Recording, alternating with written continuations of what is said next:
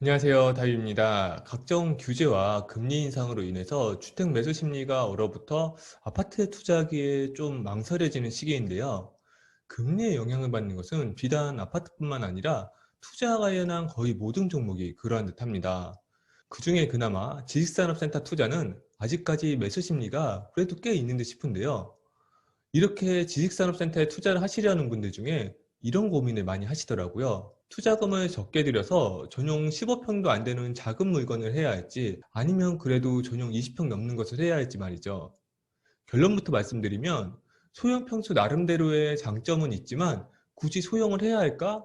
이왕이면 전용 면적 한 20평 이상은 하는 게 좋겠다는 것이 제 생각입니다. 아파트도 그렇잖아요. 사람들이 20평대 대신 9평이라고 불리는 34평을 하는 데에는 다 이유가 있기 마련이니까요. 최근에 지상 가격이 많이 상승하였고 특히 입지가 좋은 곳은 가격이 너무 많이 올랐죠. 그래서 전용 20평 이상의 경우 투자금이 막 억 단위로 올라가고 있다 보니까 소액 투자자 입장에서는 참 소형 평수에 더 눈이 가게 되는 것 같습니다. 이건 지산뿐만 아니라 다른 종목에서도 마찬가지고요.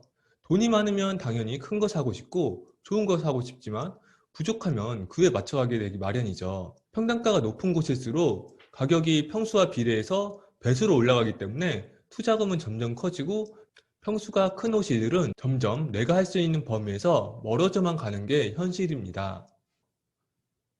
수익률 측면에서 고민을 해보자는 거죠. 지금 서울 입지 좋은 곳에 지산 전용 한 10평짜리가 한 6억 정도라고 한다면 수도권의 지산 전용 20평짜리도 한 6억 정도 되거든요. 그럼 투자금이 똑같이 들어가는 것이죠. 당연히 서울 지산이 더 많이 오르긴 하겠지만 절대값 시한이 평당가 기준으로 오른다는 것을 생각해 봐야 해요. 서울 지산이 그래도 한 수도권 지산보다는 시세가 더 오를 가능성이 높으니까 평당가가 한 2배 정도 더 올라서 평당 300만 원 정도 오르고 수도권이 평당 한 150만 원 올랐다고 가정해 보자고요.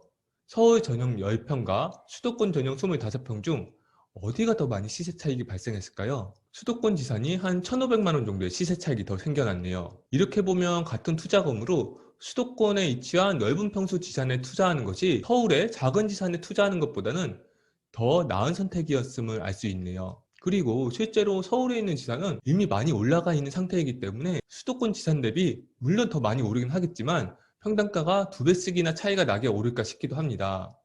월세는 어떨까요? 월세에서도 평수 때문에 차이가 많이 발생하네요. 단순 내가 가져가는 돈도 돈이지만 수익률에서도 한 1% 정도의 차이가 생깁니다.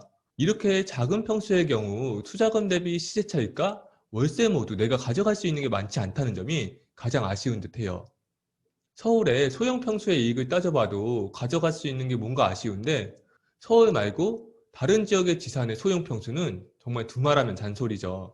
그리고 한 가지 더, 소형 평수의 경우는 경쟁 상대가 너무 많습니다. 면적이 비슷한 땅에 건물을 지을 경우 소형 평수는 평수가 큰 것보다 개수가 많이 나올 수밖에 없는데요.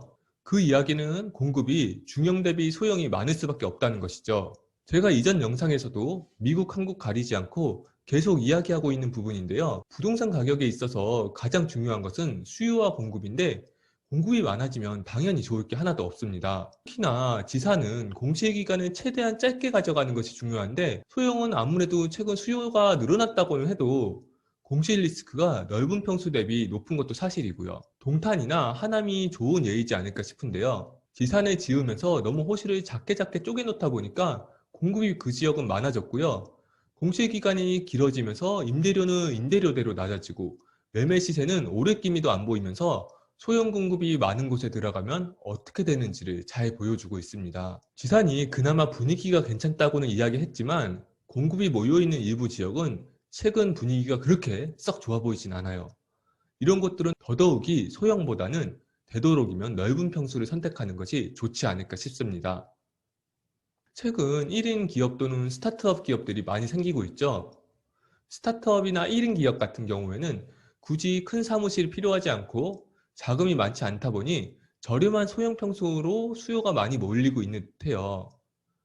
그렇다면 이런 스타트업들이 많이 몰릴 만한 지역의 선정이 중요해 보이는데요. 일단 지하철과 연결이 잘 되어 있는 곳은 필수이고요. 아무래도 공장들과 섞여 있는 지역은 피하는 게 좋지 않을까 싶습니다. 그리고 공급이 많지 않은 지역에 입지는 괜찮은데 구성이 소형으로만 이루어진 지산이 있다면 2개 또는 3개의 호실을 묶어서 매입하는 것은 저는 괜찮은 방법이라고 생각합니다.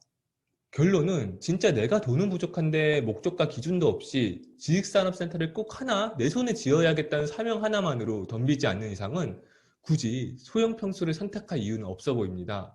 가끔 주변에 보면 성수동 문정동 지산이 좋다고 하니까 재보지도 않고 전용 10평짜리 이런 거 덥석 무는 분들이 있는데, 조금만 지역을 더 넓게 알아보고 비교를 통해서 선택을 한다면 더 나은 선택지가 눈에 보이지 않았을까 싶어요. 참 투자하기 어려운 시기입니다. 이럴 때일수록 더 효율적인 투자를 위한 기준과 노력이 필요해 보입니다.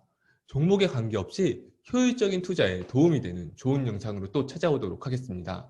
오늘 영상이 도움이 되셨다면 구독, 좋아요 부탁드려요. 또 만나요.